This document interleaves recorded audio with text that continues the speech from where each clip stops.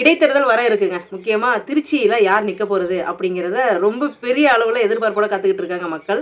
இன்னைக்கு காலையில் நடிகர் ராகவா லாரன்ஸ் அவர் வெளியிட்ட வீடியோவில் என்ன பேசியிருந்தார் அப்படின்னா, அவங்க அம்மா அரசியலுக்கு போப்பா அப்படின்னு சொல்லிட்டாங்களாம். அதே போல் அவர் 60 குழந்தைகளுக்கு மேலே நான் வந்து படிக்க வச்சுருக்கேன், வளர்த்துருக்கேன். ஸோ மக்களுக்காக நான் எல்லாம் செஞ்சுருக்கேன். மக்கள் நீங்கள் என்னைய வா அரசியலுக்குள்ளே அப்படின்னு கூப்பிட்டா நான் வர்றேன் அப்படின்னு சொல்லியிருக்காரு. ரொம்ப சந்தோஷமான விஷயம். அவரை நிச்சயமாக வரவேற்கணும் தான்.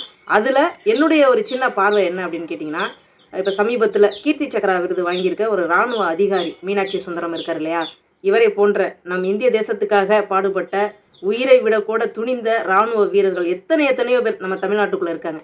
அவர்களை கொண்டு வந்து முன்னிறுத்தி இவருக்கு உங்களுடைய வாக்கை செலுத்துங்கள் அப்படின்னு எந்த கட்சி அதுக்கு முன் வருதோ நிச்சயமாக அந்த கட்சி போற்றுதலுக்குரிய கட்சியாகத்தான் நம்ம பார்க்கணும். நடந்து முடிந்த தேர்தலில் கூட முன்னாள் இராணுவ அதிகாரி சுயேட்சையாக நிற்கிறாரு. அவருக்கு ஓட்டு எந்த அளவுக்கு விழுந்தது அப்படின்னு தெரியல.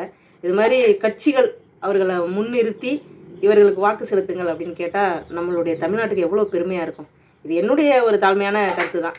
மற்றபடி யார் வேண்டுமானாலும் எங்கே வேண்டுமானாலும் நிற்கலாம், நிற்க வைக்கலாம், அவர்களுக்கு வாக்கு செலுத்தலாம். இது அவர்களுடைய விருப்பம்.